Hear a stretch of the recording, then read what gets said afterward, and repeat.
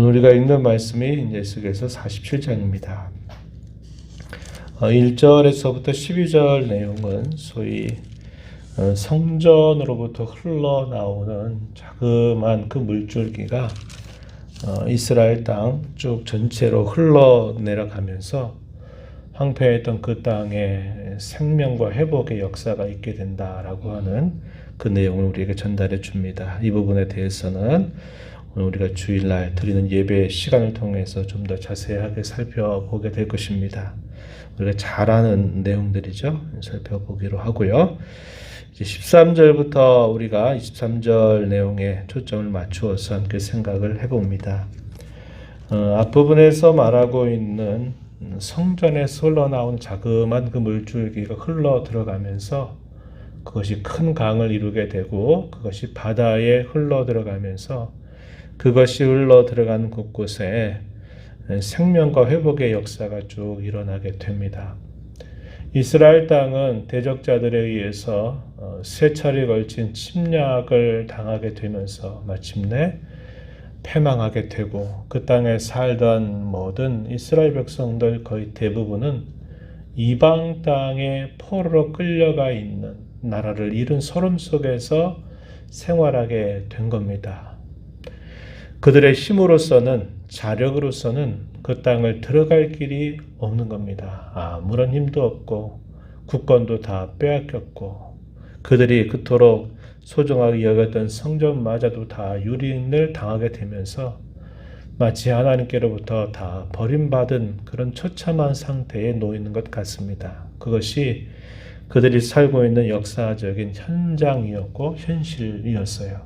그런데 하나님께서 그 포로민 가운데 있는 에스겔을 선지자로 세우시더니 계속적으로 하나님께서 그 백성들을 버리지 않았다고 하는 사실, 비록 눈에 보이는 예루살렘에 서 있었던 성전들은 다 무너져 내렸지만 환상을 통해서 그 예루살렘 이스라엘 높은 산꼭대기에 새로운 성전에 관한 환상을 보여주시고 그 백성들에게 그것을 전하라고 이야기하시죠. 그리고 그 새로운 성전에서 새롭게 드릴 예배 혹은 제사에 관해서 또한 구체적으로 말씀을 해 주시게 됩니다. 그리고 그 성전으로부터 흘러내려가는 그 생명을 살리는 물줄기가 흘러 들어가는 곳곳마다 그 황폐했던 이스라엘 땅이 다시 새롭게 회복되고 생명을 살리는 역사가 일어나게 되는 것을 환상 가운데서 말씀을 해주세요. 그리고 새롭게 된 그 땅을 이제 하나님께서 약속한 대로 또 그 땅을 분배할 것을 말씀을 해주십니다. 그 내용이 오늘 우리가 읽은 23절에서부터 쭉 이제 마지막 장까지 쭉 이제 전달이 되는 내용입니다. 하나님께서 그 백성들에게 주시는 땅은 하나님의 역사에 의해서 회복이 된 그리고 다시 살아난 그 땅을 하나님께서 그 땅 백성들에게 다시 그것을 나눠 주실 것이다. 이렇게 말씀을 하시는 것이 그 포로민들에게 있어서는 황당무계한 이야기처럼 들릴지 모르지만 그러나 하나님은 그들에게 분명히 옛적 조상들에게 약속하셨던 그 약속을 잊지 않고 하나님은 또다시 그 백성들에게 그 땅을 그들의 기업으로 주실 것을 말씀하고 있는 겁니다. 하나님이 주시는 이 약속이 그들에게는 진정한 소망이 되는 것이고 그들에게 있어서는 이 약속에 관한 믿음을 가지고서 그들에게 주어진 힘겨운 시간들을 잘 인내하면서 감당하면서 그 소망이 이루어질 날을 기대하면서 살아가야만 했다고 하는 거예요. 그 땅을 나누는 여러 기준들에 관해서는 공평하게 그 땅을 나눌 것을 말씀을 해주시고 이스라엘의 12지파들에게 그 땅을 공평하게 나눠주되 제비를 뽑아서 그 땅을 나누어 주라고 말씀을 하시게 됩니다. 레위 지파가 그 땅을 분배로 받지 못하게 되자 하나님께서는 어떻게 말씀하시냐면은 요셉의 두 아들 에브라임과 므낫세를 그 안에 포함을 시켜서 12지파를 이룰 것을 말씀을 하십니다. 13절 말씀으로 가서 보세요. 주 여호와께서 이같이 말씀하셨느니라. 너희는 이 경계선대로 이스라엘 12지파에게 이 땅을 나누어 기업이 되게 하되 요셉에게는 두 몫이다. 이렇게 말합니다.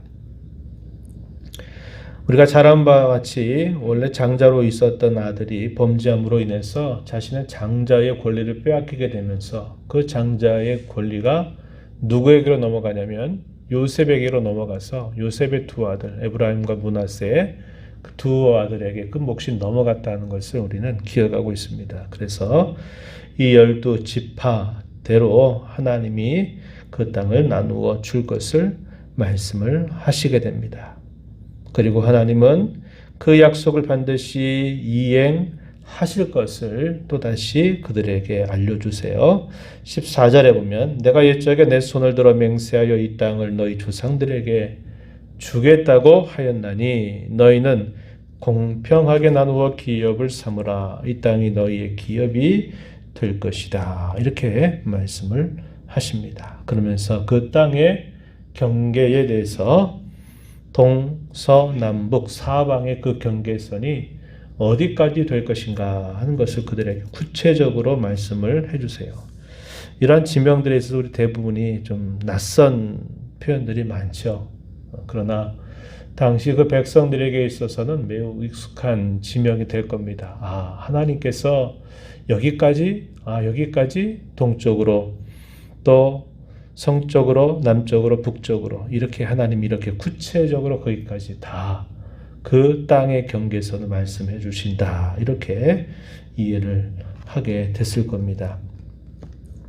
그래서 그 땅의 경계에 관해서는 15절에서부터 20절까지 소개가 됩니다. 이 땅 경계선은 이러하다. 그러면서 북쪽은 대해, 이 대해를 말할 때 이 대해가 어디냐면 지중해를 말하는 겁니다. 지중해를 말하고 또 18절 가서 보면은 동쪽 바다, 이 동해라고 하는 곳은 뭘 말하냐면 사해바다를 말합니다. 이스라엘의 이 지형에 있어서는 동쪽 바다는 사해바다, 죽음의 바다라 불려져 있는 사해바다를 말하고요.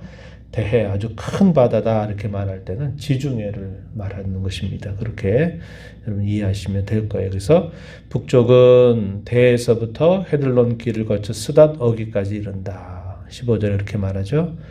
그리고 동쪽에 대해서는 18절 가서 보면 동쪽은 하우란과 다메섹과 및 길르앗과 이스라엘 땅 사이에 있는 요단강이다. 이렇게 이야기합니다.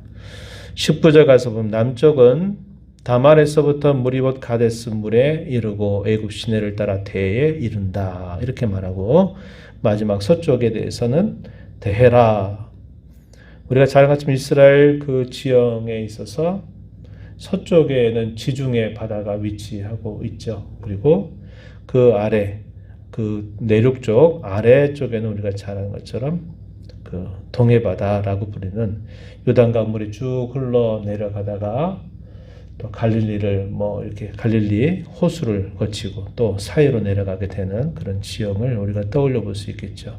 그래서 이렇게 북쪽과 동쪽과 남쪽과 서쪽에 대한 경계를 구체적으로 말씀을 해주시는데 이 땅의 크기로 말하면 역사 속에서 이렇게 큰 땅을 차지했던 때가 없을 만큼 큰 영토를 하나님께서 말씀하시고 그 영토가 아주 규칙적으로 이렇게 제시되고 있는 것을 우리가 확인해 볼 수 있다는 겁니다. 이스라엘 땅에 있어서 가장 융성했다고 말하는 이 다윗 왕국 시대에 차지했던 그 땅보다도 그 경계가 더 넓습니다. 그리고 이스라엘 백성들이 훗날에 세 번에 걸친 예루살렘으로 귀환하는 역사가 있게 되면서 차지하게 되는 그 땅보다도 더 경계가 크다는 겁니다. 느헤미야의 인도 아래서 그들이 차지하게 된 그 땅보다도 크고 그래서 역사적으로 가장 큰 땅의 경계를 그들에게 분배해 줄 것을 말씀을 해 주십니다. 그러면서 21절 가서 보면 이스라엘 모든 지파대로 그 땅을 나누되 제비를 뽑아서 나누라고 말합니다. 22절 그렇게 말하고요. 그리고 타국인의 경우에도 그들도 머물러 사는 지파에서 기업을 얻을 수 있도록 하라는 겁니다. 그래서 본토인과 타국인을 구별하지 않고 그 땅에 사는 모든 사람들에게 기업을 줄 것을 말씀을 하고 계십니다. 이것은 장차 회복될 땅의 경계선을 보여주면서 그 땅을 하나님이 여전히 그들에게 이 약속의 땅으로 선물로 주시겠다라고 말씀을 해주시고 계시는 것입니다. 이러한 말씀을 통해서 하나님 백성들에게 그들에게 소망을 갖게 하시는 것이죠. 하나님은 비록 눈에 보이는 현실은 그 땅을 다시 돌아간다는 것 자체도 불가능한 일이고 자력으로서는 그 땅을 다시 차지하게 되는 것도 불가능하고 또 그 땅을 역사 가운데 차지해 본 적이 없을 만큼 큰 땅을 하나님께서 다시 그들에게 주신다라고 하시는 이 말씀은 그들로 하여금 하나님이 주시는 그 말씀을 그들이 소망을 삼고 그때가 이를 때까지 잘 인내하고 자신들에게 주어진 그 기한들을 힘써 믿음으로 잘 지켜나가는 그런 자세를 가질 것을 말씀하고 있는 것입니다. 이렇게 하나님께서 이렇게 주시는 이런 약속의 말씀들을 통해서 우리는 이 땅에 있는 기업을 통해서 하나님께서 진정으로 그 백성들에게 주시고자 하시는 참된 기업이 무엇인가를 하나님은 깨우쳐 주시기를 바라시는 것입니다. 히브리서에 가서 보면은 이렇게 말씀하죠. 그리스도 안에서 얻게 될 참된 안식 또 참된 기업 그것을 우리에게 말씀을 해주고 계십니다. 히브리서 시대가 기록되고 있는 당시에 이스라엘 백성들은 많은 어려움을 겪고 있는 때였다는 것을 우리가 기억해 봅니다. 그때가 예수님을 믿는 것 때문에 많은 박해 또 시련을 당하고 사람들로부터 따돌림을 당하고 국가적인 박해를 통해서 많은 사람들이 순교를 당하는 그런 현실 속에서 많이 믿었던 이 신자들이 이게 진짜 이렇게 가도 되는가? 이러다가 우리도 잡혀 죽는 거 아닌가? 하는 그런 불안감이 그들에게 닥쳐오고 두려움이 그들에게 닥쳐오면서 그들이 신앙에서 배교하고 돌아서게 되는 일들이 많게 될 때 하나님께서 사도를 통해서 그들로 하여금 우리에게는 하나님이 약속하신 참되고 영원한 안식 그것이 우리에게는 아직도 남아있다.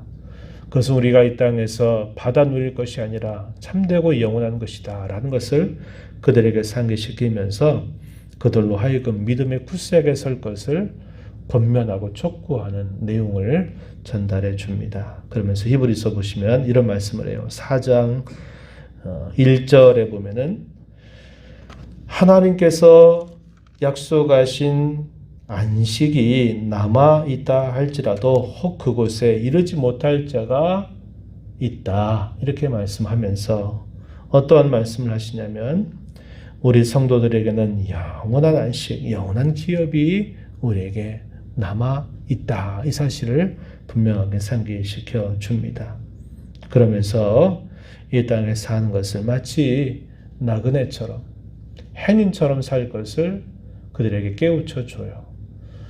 그래서 그들은 마치 그들의 앞선 선조들이 살았던 광야 교회를 생각하게 하면서 약속의 땅을 향해서 진군해 가는 그 광야 여정을 다시 그들에게 떠올려 주면서 앞선 믿음의 선배들이 그 약속의 땅을 향해서 가는 과정에 겪는 광야 생활 속에서 하나님 앞에 불순종하고 또 쓰러지고 넘어지게 됐던 그 아픈 역사들을 그들의 마음의 깊은 본으로 삼을 것을 이야기를 해 주십니다.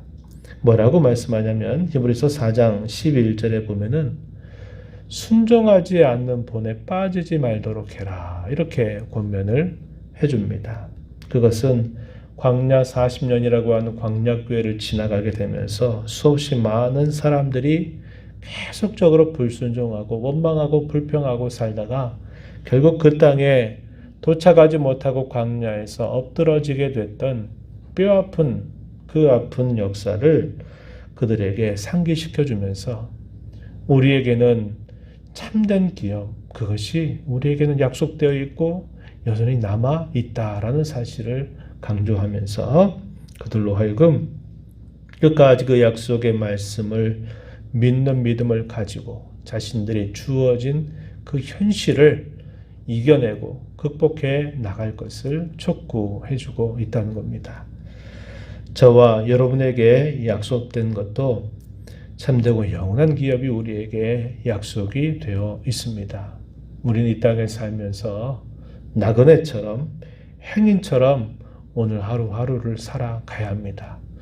광야교회를 걸어갔었던 옛적의 이스라엘 백성들의 모습을 우리는 또다시 거울 삼아서 우리도 이 땅에 사는 동안 순종하지 않는 그런 잘못된 본을 따라가지 않도록 해야겠고, 언제든지 우리가 이 땅에 살아가는 동안 그 하나님이 약속하신 것을 얻게 될 때까지 우리의 걸음을 앞서 행하시면서 또 우리의 곁에서 우리를 도와주시는 그 하나님의 손길을 늘 기대하면서 우리의 믿음을 점검하고 그 참되고 영원한 것을 얻게 될 때까지 우리가 믿음에서 떠나지 않는 삶을 힘써 살아가야 한다 하는 것입니다.